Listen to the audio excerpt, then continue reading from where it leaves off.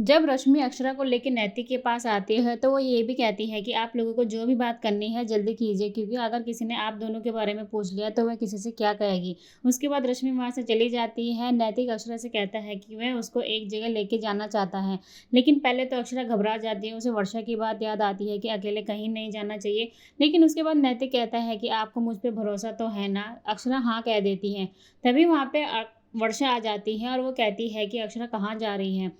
उसके बाद वर्षा जो होती है वो मना करती है अक्षरा को अकेले जाने के लिए, लेकिन अक्षरा कहती है कि उसने जबान दे दी है और उसे भरोसा है कि नैतिक जी ऐसे नहीं हैं। उसके बाद वो नैतिक के साथ चली जाती है। जहाँ एक तरफ अक्षरा नैतिक के साथ चली जाती है, वहीं दूसरी तरफ वर्षा काफ़ी परेशान होती है, लेकिन वो कहती है कि वह किसी से क्या कहेगी अगर कोई उसके बारे में पूछेगा तो। एक तरफ धन्या भोला की शादी होती है तो नैतिक दूसरी तरफ अक्षरा को एक होटल में लेके जाता है। जब अक्षरा को पता चलता है कि वो होटल में जा रहे हैं तो अक्षरा पहले तो घबरा जाती है, फिर वो कहती है कि ठीक है। उसके बाद वो नैतिक के साथ चली जाती है। जब वो अंदर जाती है तो वहाँ एक ज्वेलर की शॉप होती है, जहाँ पे नैतिक उससे कहता है कि आपको जो भी रिंग पसंद आई है वो आप कर सकती हैं, क्योंकि मुझे पता था कि आपको जो माँ ने रिंग दी है वो बिल्कुल भी अच्छी नहीं लगी है, थोड़ा ओल्ड फैशन है, इसलिए आपको जो भी पसंद है आप अपने हिसाब से ले लीजिए। अक्षरा ये देख के काफ़ी खुश हो जाती है। वहीं दूसरी तरफ नैतिक ये भी कहता है कि जो रिंग उसके लिए छोटी हो गई थी उसने वो बड़ी करवा दी है। फिर अक्षरा और नैतिक एक रिंग पसंद करते हैं। दोनों को एक ही अंगूठी पसंद आती है और उसके बाद वो एक दूसरे को अंगूठी पहना देते हैं। अक्षरा ये सब देख के काफ़ी खुश हो जाती है, क्योंकि जैसा वो चाहती थी वैसी ही अंगूठी उसने पसंद करी और एक दूसरे को पहना भी दी है। जहाँ एक तरफ नैतिक अक्षरा काफ़ी खुश होते हैं, वहीं दूसरी तरफ वर्षा को नानी नानी जो होती है वो वर्षा को खींच के लाती है और कहती है कि अक्षरा कहाँ है, लेकिन वर्षा कोई ना कोई बहाना बना देती है।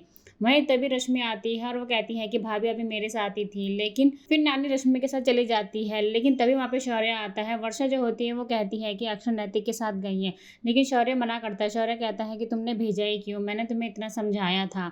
फिर गायत्री जो होती है वो रश्मि से कहती है कि नैतिक कहाँ है, तो उसके बाद रश्मि बताती है कि भाभी और दादा जो है वो एक साथ कहीं गए हैं। उसके बाद नानी भी वहाँ से आने वाली होती है, तो रश्मि गायत्री से कहती है कि माँ आप संभाल लीजिए, मैंने कहा है कि भाभी आपके साथ थी। नानी जैसे ही पूछने वाली होती है तभी वहाँ पे नैतिक अक्षरा दोनों आ जाते हैं, लेकिन वो दोनों एक साथ नहीं आते हैं। नैतिक गायत्री के पास आता है, वहीं अक्षरा जो होती है वो शौर्य और वर्षा के पास जाती है। लेकिन उसके बाद अक्षरा वर्षा को सारी चीज़ें बता देती है कि नैतिक ने उसको उसके पसंद की अंगूठी दिलाई है। नानी भी अक्षरा से कहती है कि वो इतने देर से कहाँ थी, वो उसको ढूंढ रही थी, लेकिन अक्षरा कहती है कि वो यहीं कहीं थी। एक तरफ भोला और धन्या की शादी भी हो जाती है। फिर धन्या की विदाई के टाइम आता है। उसके बाद सभी लोग घर आ जाते हैं। फिर राशि जो होती है वो डिसाइड करती है कि अक्षरा को घर के काम समझाने के लिए या बताने के लिए जो उसको ससुराल में काम आएंगे एक टीचर रखी जाए ताकि वो वहाँ जा सके।